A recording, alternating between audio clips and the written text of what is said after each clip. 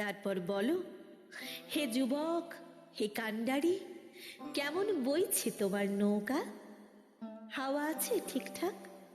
স্রোত বইছে অনুকূলে?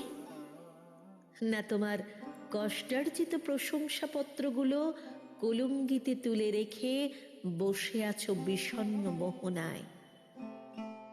চারিদিকে স্রোতহীন, স্থবির, পঙ্কিল, শ্যাওলাদামপূর্ণ চরাচর।